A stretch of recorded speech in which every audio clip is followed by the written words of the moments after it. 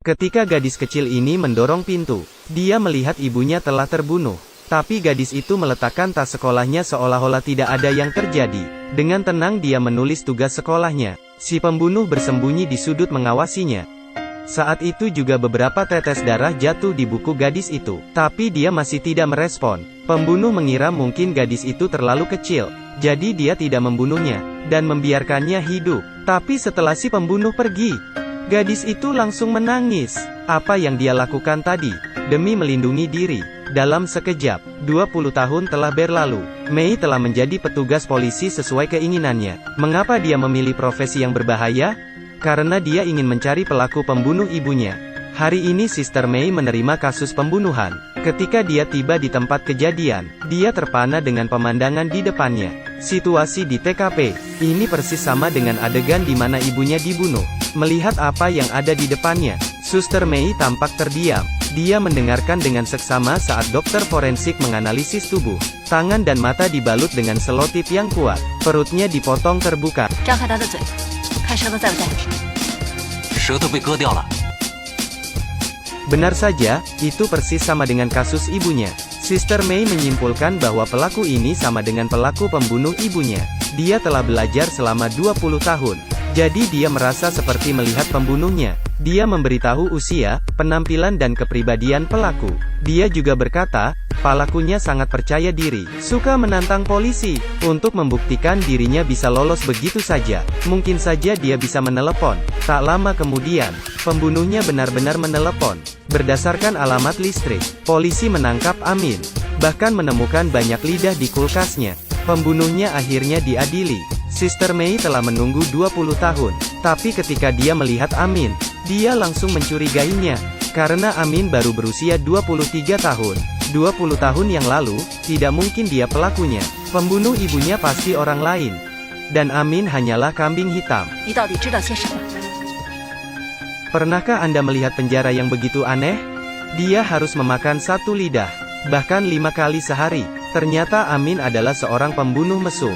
Setiap dia membunuh mereka, dia akan memotong lidahnya. Untuk memaksa dia mengatakan pelaku sebenarnya, mereka memikirkan sebuah ide. Hari ini Amin menemukan sebuah kertas di dalam nasinya.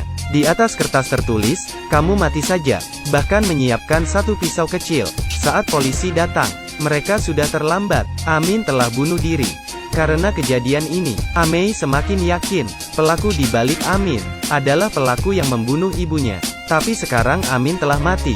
Kasus terputus. Sampai polisi menabrak seorang gadis bernama Wei Wei. Dia aneh dan tidak mau berkomunikasi dengan orang. Menurut polisi, ini mungkin ada hubungannya dengan kasus Su itu. Dan yang lebih menakutkan, dia memiliki foto dan nomor telepon Amei. Padahal mereka belum pernah bertemu sebelumnya. Hal ini sangat menakjubkan.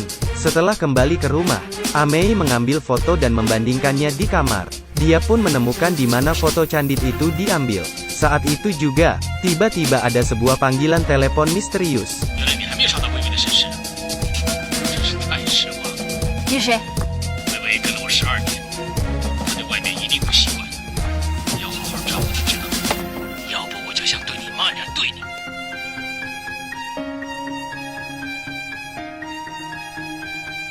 Penelepon ini adalah pembunuh di balik ini semua. Dia memprovokasi Amei. Dan sekarang satu-satunya petunjuk adalah Wei Wei. Amei membawanya pulang, agar pelakunya lebih cepat ditemukan. Tapi tidak disangka, Wei Wei telah kehilangan kemampuan merawat dirinya. Bukan hanya tidak bisa memakai baju, dia bahkan kencing di celana. Tidak bisa membayangkan apa yang terjadi padanya. Untuk menyelesaikan kasus ini sesegera mungkin, Amei memanggil rekannya ke rumah untuk menganalisis kasusnya. Mereka menyimpulkan, gadis seperti Wei Wei yang dikurung oleh si pelaku, pasti tidak hanya dia. Abu berkata karena dia telah diculik dari umur 12 tahun. Jadi data mengenai Wei Wei telah hilang. Kemudian Amei mengatur agar bawahannya bergiliran menjaga Wei Wei. Dan dia membawa Abu ke rumah gadis yang hilang untuk mengumpulkan petunjuk. Tapi dalam perjalanan kembali, dia mendapat telepon lagi dari si pembunuh.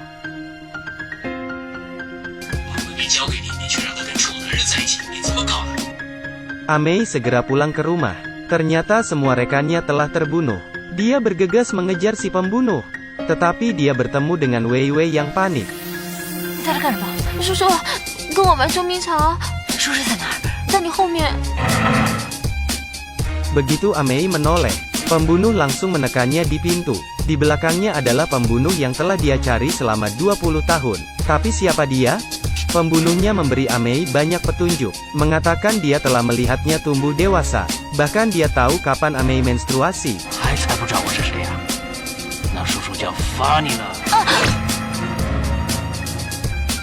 Jelas sekali, pembunuhnya tidak membunuh Amei, hanya ingin menghukumnya. Setelah pulih kembali, Amei menganalisis sesuai dengan kata-kata si pembunuh. Orang ini pasti ada di sekitar Amei. Setelah memeriksa satu persatu, akhirnya mengunci target. Dia adalah seorang polisi tua. Karena Amei telah menjadi anak yatim sejak kecil, Lao Zhang dulunya adalah orang tua asuhnya.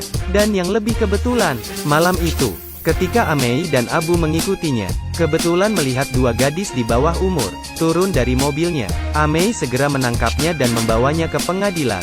Melalui petunjuk Wei Wei, yang membuktikan bahwa dia adalah paman itu. Dia adalah pelaku sebenarnya. Begitu berita ini keluar, banyak keluarga korban membalas dendam padanya. Bahkan ada yang lebih ekstrim, membunuhnya di tempat. Balas dendam akhirnya terbalaskan. Amei mengambil semua data pembunuhan ibunya, membuang semua fotonya, bersiap mengubur semuanya, dan memulai hidup baru. Dia juga berkencan dengan rekannya Ah Hao. Karena selama proses pencarian pelaku, Ah Hao memberinya banyak bantuan. Seiring waktu, dia menjadi menyukai Ah Hao. Di bawah pengaruh alkohol, mereka mulai kehilangan kesadaran. Lalu ketika Ah Hao sedang mandi, Amei secara tidak sengaja menerima teleponnya. 喂，叔叔，你让我做的事我都做好了，别杀我爹地妈咪啊！ Itu suara Wei Wei. Pada saat ini semua kebenaran terungkap. Pembunuh yang sebenarnya, ternyata itu adalah Ah Hao yang sok suci. Amei menyesal. Dia segera pergi untuk mengambil pistol. Tanpa diduga, Ah Hao sudah berada di belakangnya. Dia mengarahkan pistol ke Amei. Untungnya bel pintu berbunyi. Amei mengambil kesempatan untuk menjatuhkan Ah Hao. Tapi bagaimanapun juga dia seorang wanita. Tak lama kemudian dia pun tersingkir. Saat dia sadar kembali, dia menemukan diri telah ada di rumah masa kecilnya. Ada beberapa gadis yang disekap di dalam ruangan, termasuk Wei Wei. Mengira dirinya telah menang. Ah Hao berbicara tentang pengalaman mesumnya. Ternyata ketika masih muda, dia memiliki pacar. Keduanya berjanji akan selalu bersama. Tapi tiba-tiba suatu hari gadis itu mengabaikan Ah Hao, dan pergi bersama pria lain.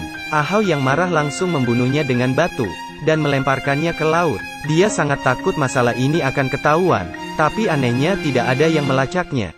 Itu membuatnya semakin berani. Jadi anak berusia 15 tahun itu mengetuk pintu rumah Amei, menciptakan tragedi 20 tahun yang lalu. Sejak itu dia terus membunuh orang. Kemudian, dia bertemu dengan Amin yang memiliki mental psikologis. Keduanya cocok dan menjadi kaki tangan. Setelah ceritanya selesai, Ah Hao akan membunuh semua orang di rumah. Dia menikam Wei Wei terlebih dahulu dengan belati, lalu gadis kedua. Dalam keadaan kritis, Amei menghinanya sebagai pria pencundang. Perkataan ini membuat Ah Hao marah. Dia menamparnya dengan keras. Saat itu juga, Wei Wei yang masih memiliki kekuatan, tiba-tiba menyerang dari belakang. Gadis-gadis lain juga memprotes. Amei mengambil kesempatan untuk memotong tali, lalu menarik pelatuknya, langsung membunuh Ah Hao. Akhirnya semuanya berakhir. Amei bersandar di pojok dan menangis.